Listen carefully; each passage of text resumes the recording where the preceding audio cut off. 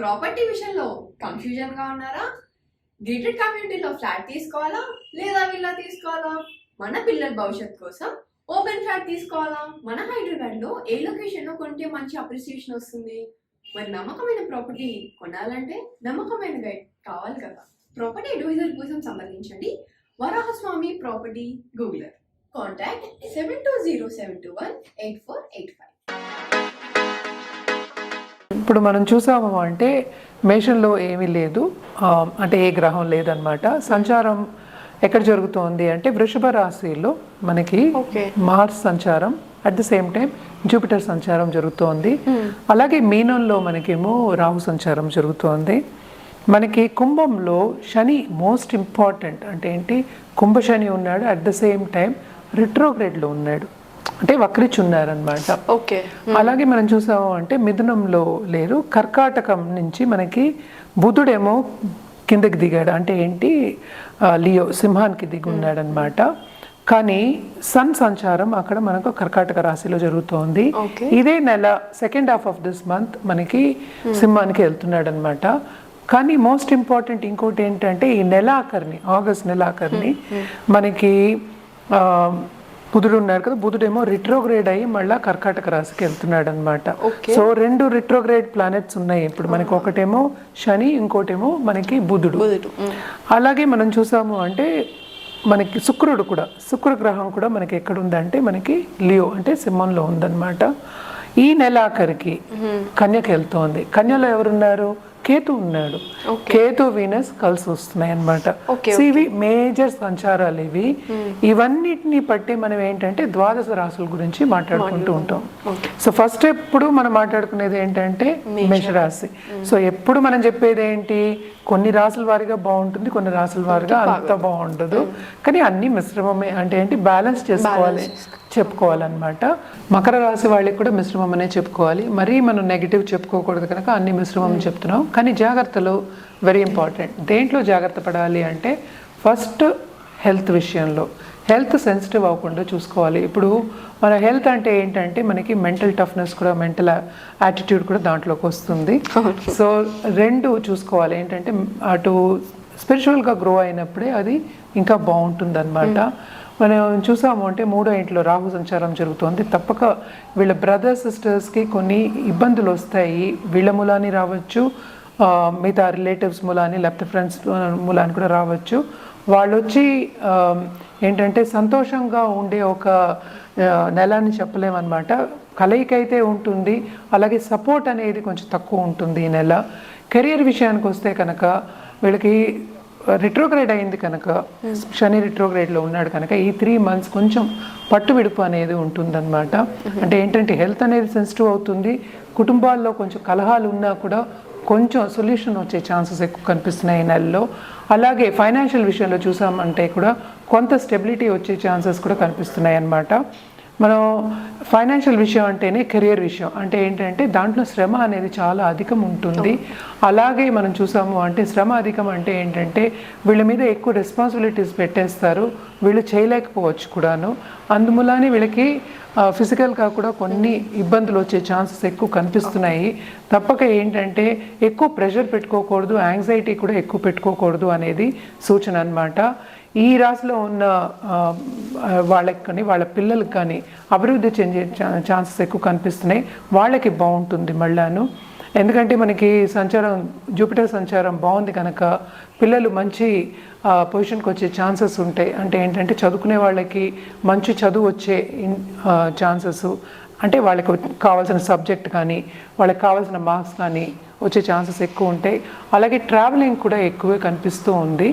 And also వీళ్ళ తల్లిదండ్రులు ఎవరికైనా కొంచెం అనారోగ్యం పాలు అయినా కూడాను ఆ రీత్యా కూడా చూసామంటే కొంచెం మెరుగుపడే ఛాన్సెస్ ఈ నెలలో కనిపిస్తున్నాయి. ఎందుకంటే 4th లార్డ్ మనకి 5th లోకి వెళ్ళిపోయాడు, జూపిటర్తో పాటు ఉన్నారనమాట. సో బాగానే ఉంటుందని చెప్పాలి. అలాగే క్రియేటివ్ పీపుల్కి, ఎస్పెషలీ మనకి ఆర్ట్ రంగంలో ఉన్నవాళ్ళు, సినిమా రంగంలో ఉన్న వాళ్ళకన్నిటికీ మంచి ఛాన్సెస్ వస్తాయి వాళ్ళకైనా చెప్పాలన్నమాట. దాంట్లో అభివృద్ధి చెందుతారు. అట్ ద సేమ్ టైం ఏంటంటే జాగ్రత్త ఏంటంటే ఎక్కువ ఇన్వెస్ట్మెంట్స్ కానీ ఎక్కువ ఒకే దాంట్లో పెట్టద్దు అని చెప్పడం అనేది సూచన.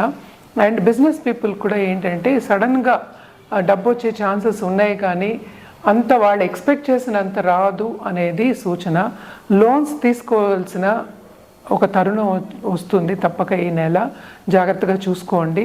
మనం పరిహారాల విషయానికి వస్తే కనుక తప్పక శనీశ్వరుడికి చేయవలసిందే. శని చాలీస చదువుకోవడం సాటర్డే, అలాగే ఒక తైల దీపం పెట్టడం, అంటే పీపుల్ ట్రీ కింద పెడతాం అన్నమాట. తైల దీపం పెట్టడం అనేది వెరీ ఇంపార్టెంట్. అలాగే శని దానం ఇవ్వడం ఎక్స్ట్రీమ్లీ ఇంపార్టెంట్. ఒక నల్ల నువ్వులు, నల్ల గొడుగు, నల్ల మేకు, నల్ల గుడ్డతో పాటు ఇవ్వడం అనేది వెరీ వెరీ ఇంపార్టెంట్ అనమాట. ఇవన్నీ చేస్తే కొంచెం పాజిటివిటీ కనిపిస్తుంది. తప్పక ఇవన్నీ చేయండి, బాగుంటుంది. కర్కాటక రాశి వాళ్ళకి బాగుంటుందని చెప్పుకోవాలి. ఎందుకంటే ఈ రాశిలోనే మనకి సన్ సంచారం అంటే సూర్య సంచారం జరుగుతోంది. సో సెకండ్ లార్డ్ కూడానే ఉన్నారు కనుక డబ్బు సంపాదించే ఛాన్సెస్ ఎక్కువ కనిపిస్తున్నాయి. అంటే ఏంటి, సంపద వచ్చే ఛాన్సెస్ ఎక్కువ కనిపిస్తున్నాయి. అలాగే ఏంటంటే మనకి గురు సంచారం కూడా చాలా మంచి సంచారం ఈ రాశి వాళ్ళకి. ఇక్కడ మైనస్ ఏంటంటే అర్ధాష్టమ శని ఉంది, రాంగ్. దీంట్లో మైనస్ పాయింట్ ఏంటంటే అష్టమ శని జరుగుతోంది, కానీ శని ఏమో రిట్రోగ్రేడ్లో ఉన్నారు, 8వ ఇంట్లో ఉన్నారు కనుక ఈ నెల బాగుంటుంది. చాలా వీళ్ళకి చాలా ఎంజాయ్ చేస్తారనే చెప్పుకోవాలి, హ్యాపీగా ఉంటారనే చెప్పుకోవాలన్నమాట. ఏ విషయాల్లో అంటే కెరియర్లో విస్తరింపు అనేది జరుగుతుంది. తప్పక వీళ్ళకి స్థానచలనం అనేది ఉంటుంది. At the same time increment వచ్చే ఛాన్సెస్ కూడా ఎక్కువ కనిపిస్తున్నాయి అన్నమాట. బాగుంటుందని చెప్పాలి. అలాగే నిరుద్యోగులకి ఉద్యోగ అవకాశాలు వస్తాయి. అడ్జస్ట్మెంట్ ఇష్యూస్ అనేవి కొన్ని ఉంటాయి, కానీ చాలా ఎంజాయ్ చేస్తారు, ముందుకు సాగుతారనే చెప్పుకోవాలి. At the same time investment రంగంలో ఉన్న వాళ్ళకి కూడా డబ్బు వచ్చే ఛాన్సెస్ ఎక్కువ కనిపిస్తున్నాయి. కొన్ని జాగ్రత్తలు చెప్తాం. ఎందుకంటే మనకి 7th లార్డ్ 8th లో ఉన్నాడు, 8th లార్డ్ కూడా అయ్యాడు అనమాట. అంటే శని రిట్రోగ్రేడ్ లో ఉన్నాడు కనుక వీళ్ళ పార్ట్నర్స్ కూడా బాగుంటుంది, పార్ట్నర్షిప్ బిజినెస్ కూడా విస్తరిస్తుంది అని చెప్పాలి. Second half of this month ఏంటంటే మనకి సన్ అంటే సూర్య సంచారం జరగబోతోంది, అంటే ఓన్ హౌస్కి వెళ్తున్నాడు అనమాట.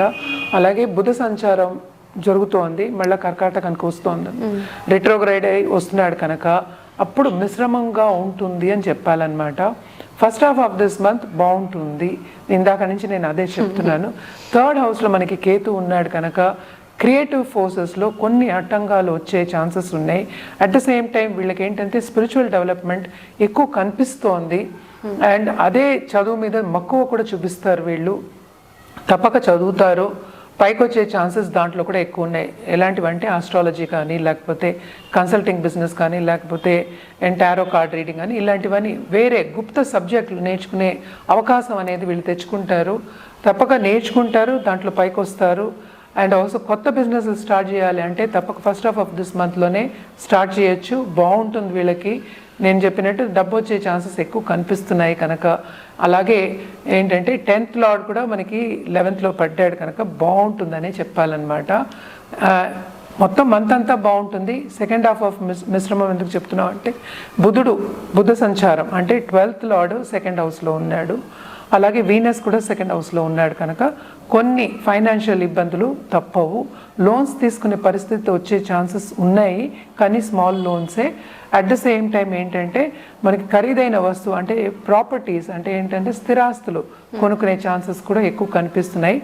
వీళ్ళు ఏంటంటే ధర్మక్షేత్రాలు సందర్శించే ఛాన్సెస్ కూడా ఎక్కువ కనిపిస్తున్నాయి. నేను ట్రావెలింగ్ గురించి చెప్తున్నాను, అది కూడా బాగుంటుంది.